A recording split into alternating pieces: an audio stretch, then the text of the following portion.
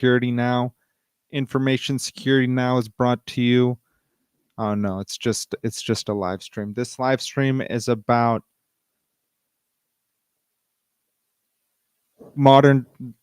it's about cybersecurity, it's about everyday topics, it's about technology and mostly information security in that sense. So we'll begin. We usually go through some current events. First event, we've spoken about Jaguar Land Rover and the cybersecurity issues they had and how that has led to some supply chain issues. And cyber attack first came to light on September 1st, forced the manufacturer to shut down its computer systems and close production. Various locations around the world. Government is now facing calls for a furlough scheme to be set up to prevent widespread job losses. That's really, excuse me, everyone. That's really incredible that this hack is being that disruptive to this company.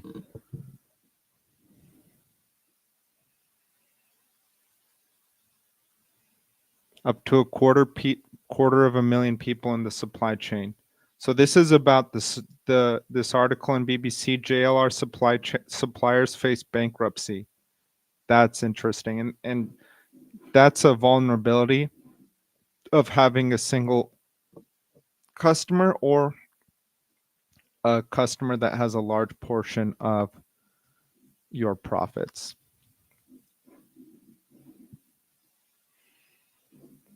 Okay, so quarter of a million people in the supply chain. There's a knock-on effect from the closure. JLR would expect to build more than 1,000 vehicles a day.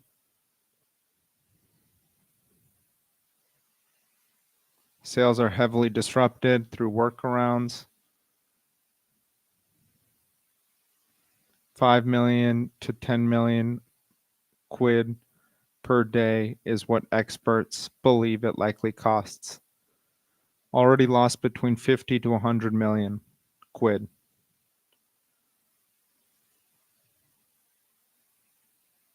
Company made a pre-tax profit of 2.5 billion in the year ending in March, which implies it has financial muscle.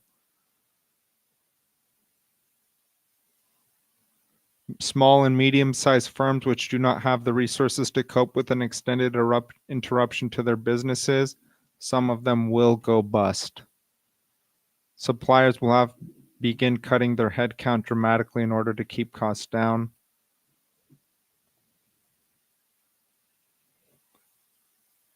Automotive supply chains are very intense, very complicated. I don't understand them. Let's just see. Automotive supply chain. End-to-end network of companies, processes, and logistics responsible for manufacturing and delivering vehicles and their parts from raw materials. Raw material sourcing, key stages of the auto supply chain. 1, raw material sourcing, identifying and procuring the basic materials. 2, component manufacturing, producing individual parts such as engines, transmissions, and smaller components like nuts and bolts. 3, vehicle assembly, where all the manufactured components are assembled. 4, logistics and distribution.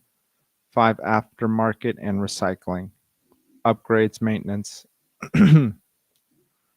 Complexity, scale, tiered supplier network, disruptions and risks, vulnerable, shortage of digital components, and I think we saw that in the transistor shortage a few years ago. I believe we're still in a well, those are electric, so.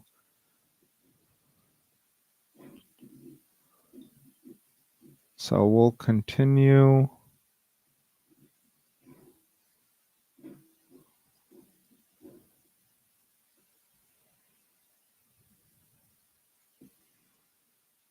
So the trade union Unite has called for a furlough system to be set up to help automotive suppliers involve government subsidizing workers pay packets while they are unable to do their jobs. And this is obviously in Britain. Okay, we'll continue. This is from New York Post. John Bolton's personal email account was hacked by foreign entity. Alleged user of private email that was once point hacked by a foreign entity, which investigators used to justify the raid on his home. Hacking incident gave the FBI reason to believe the former Trump administration official mishandled classified records. Send highly sensitive documents to his family while working in the White House. 10 pages detailing are redacted. Unclear which foreign nation. Hacked email. Show mishandled information. Manuscript for 2020 book. The room where it happened. Contains significant amounts of classified information, including top secret level material from NSC, National Security Council. NSC.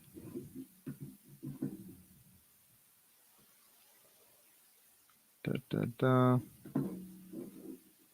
right, we'll continue.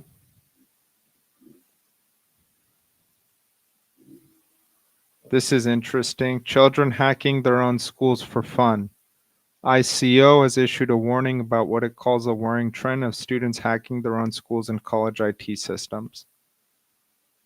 Insider cyber attacks and data breaches. When you're allowed inside the system, it's much easier. And we've seen this with airplanes that are hacked. This was a few years ago by passengers through the entertainment system.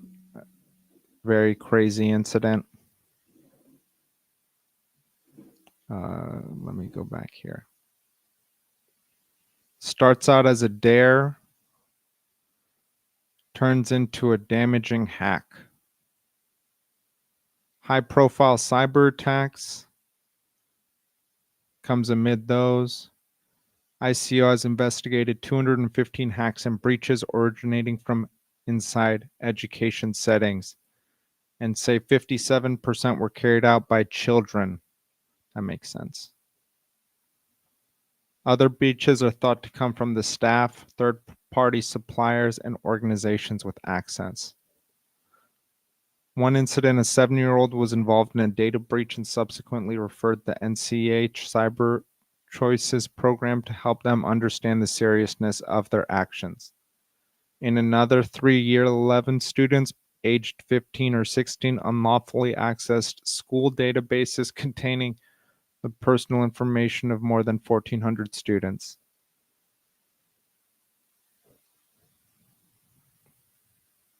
Another, a student illegally logging into their college databases with teachers' details to change or delete personal information belonging to more than 9,000 staff. That's youth cybercrime culture is a growing threat, and that's only going to get bigger. That is only going to get bigger. There's no direction cybersecurity and cybercrime is going besides up. All right, we'll continue.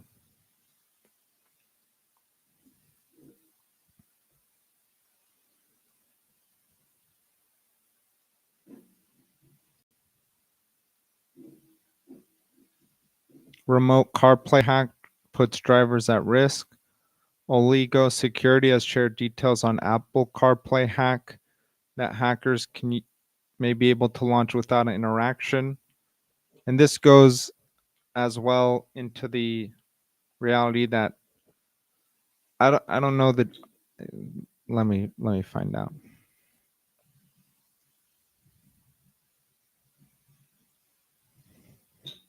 Yeah, so autonomous vehicles are considered robots, and that's an important thing to bring into consideration. We've spoken about this before.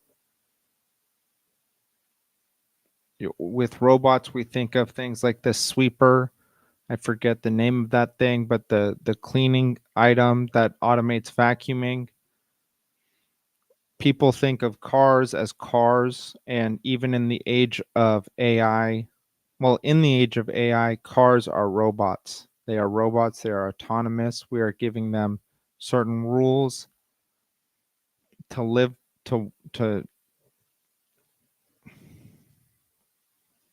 make their decisions by. And it's important to keep that in mind that they are robots, and like computers, and it's interesting to consider the similarities between robots and computers.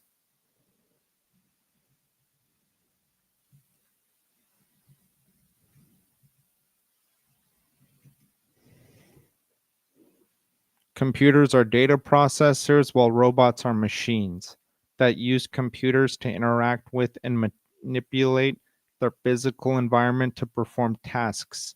The core difference is that a robot has a physical form and the ability to act in the real world, whereas a computer is primarily a brain in a box that requires external systems like robotic hardware to perform physical actions.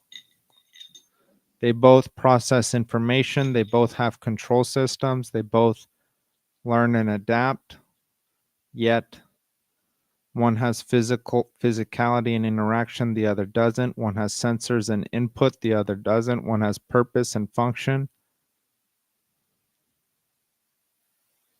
Oh, they both have purpose and function, but one has, well, computers are general purpose and robots are specific. And I heard one person say they think a lot of various robots will be created that aren't necessarily humanoid. And I actually want to find out because one instance where humanoid robots are very in the iRobot is one science fiction movie. I believe it's a novel where humanoid robots are highly used. And then you have one where, let me go to Westworld.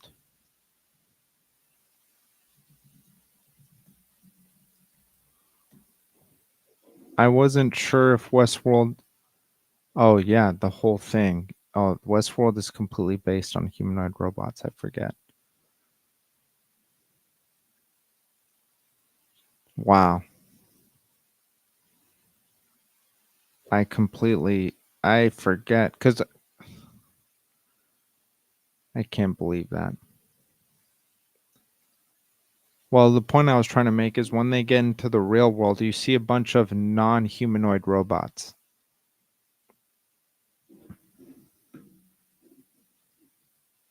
And cars are a non humanoid robot. That was just the only reason to bring that up.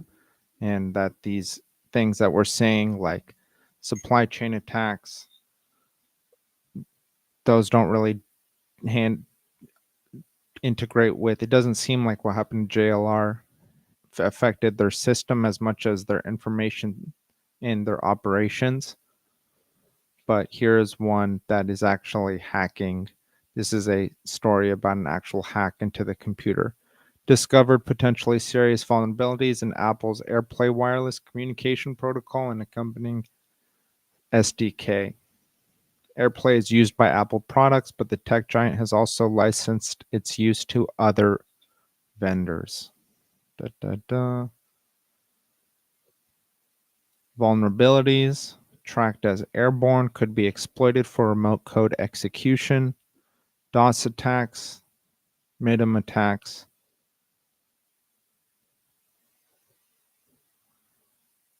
Launched against CarPlay system without user interaction. An attacker could conduct wired attacks by connecting to the targeted CarPlay system via USB. However, wireless is also possible. Over Bluetooth, pair with target CarPlay system.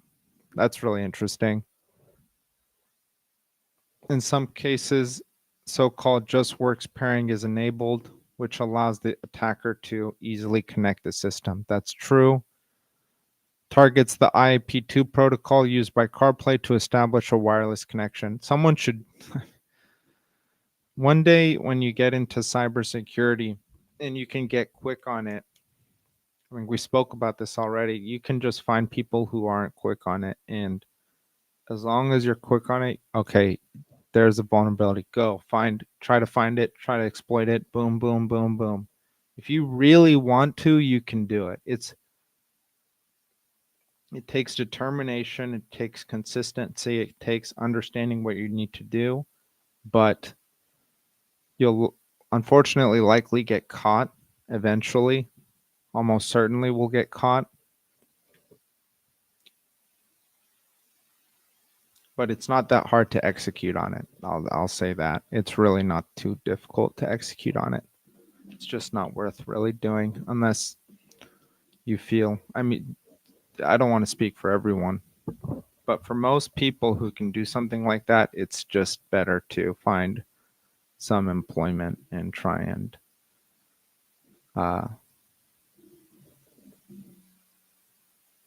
use your skills more ethically. Because again, whether it's morality, whether you want to bring morality into it or not, most cybersecurity and information security issues you see, there's traceability, huge traceability. Everyone somehow knows where this stuff goes. Okay, we'll continue. So this is another article about how the Information Commission's Office has warned schools that their own students could pose a threat to cybersecurity.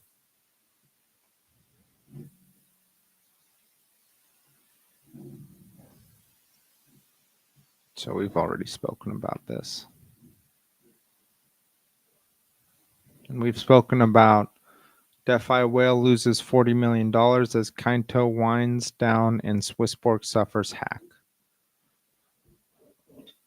Over 1,100%, I'm sorry.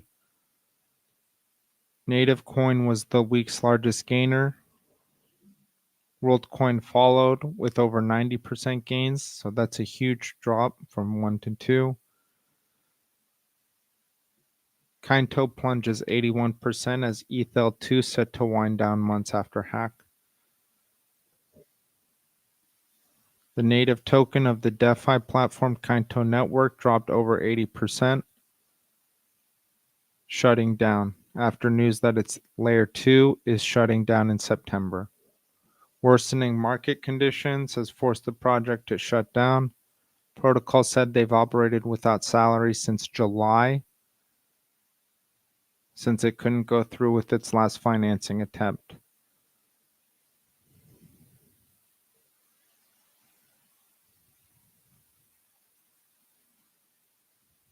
Wow. Exchange platform Swissborg lost nearly $41 million in an exploit because of a vulnerability in the API of its staking partner, Killen. Project said about 193,000 Solana tokens worth $41 million was stolen from its Earn program.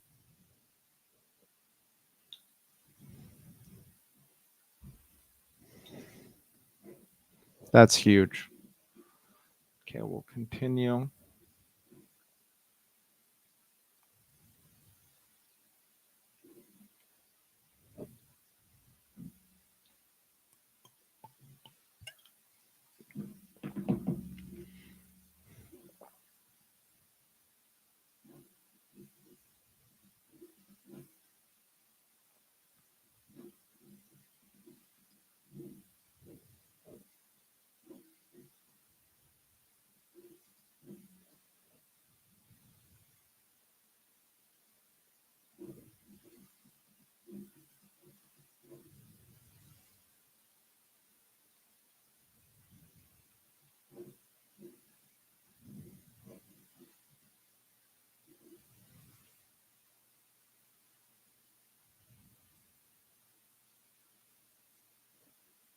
Okay, this is from Fast Company. The true cost of cyber disruption, hospitals, HVAC, and the village effect. Da, da, da. A solid business with $25 million in annual revenue. HVAC. Customers include hospitals, clinics, and commercial buildings. Was a target for cyber criminals. Hackers broke into his computer network through phishing. Didn't notice until it was too late. System and driver dispatch were locked down. Couldn't fulfill an order for compressor control modules for the HVAC company that serves the hospital. HVAC wasn't working. Without a working HVAC, the hospital was forced to cancel surgeries.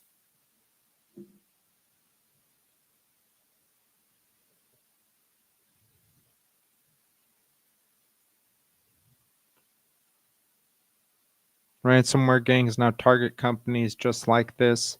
It's, I bet, easier when someone, because it's tough when people don't have the cyber security updates and don't know how to do it. And it's actually a cost heavy thing to continually get your cyber security updated. If it's burdensome for a company to do that, it's really tough. It's really tough.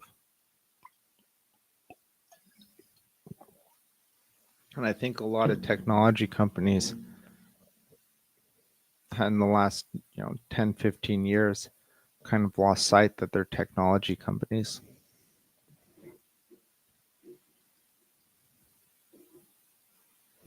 If you're going to use technology as a basis for your work and a basis for your company's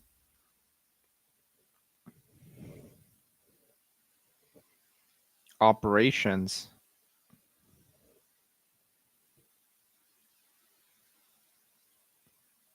it's important that you're an expert in it, because I think a lot of this is to get away from that HVAC person. That's unfortunate because they likely, it's tough. That's a tough situation. I think more importantly, the point I'm trying to get at now is that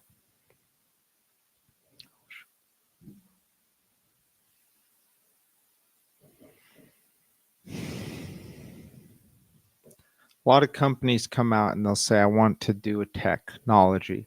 I want to start this app and it will do this thing. And they just run with it because they think, if I can get these certain features in there, I've never seen anything like it, it'll just work. And maybe you can use it in your operation set as well. And that will help you and your company and your business lower costs and improve profits. But if you do base your company off of technology that is developed in-house and owned in-house, you better be ready. You better be ready for years of fighting. You better be ready to understand what technology you're going to use. Because I think, I'm not sure, Vitalik Buterin mentioned this, the low-hanging fruit has been picked. It was picked in the early 2000s, late 1990s.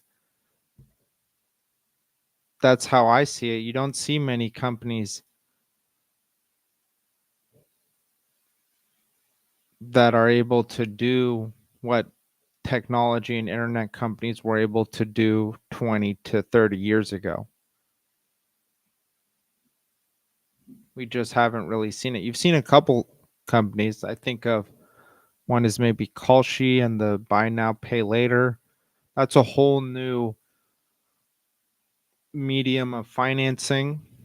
So it is a new technology, a finance technology.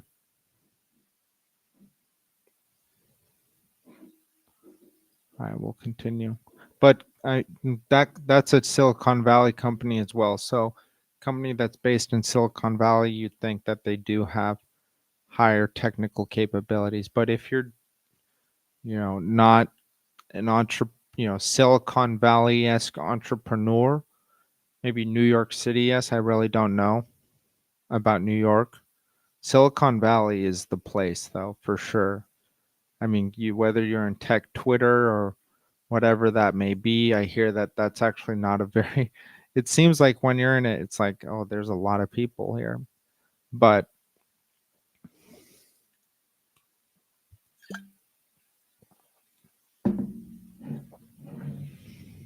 all right, we'll continue.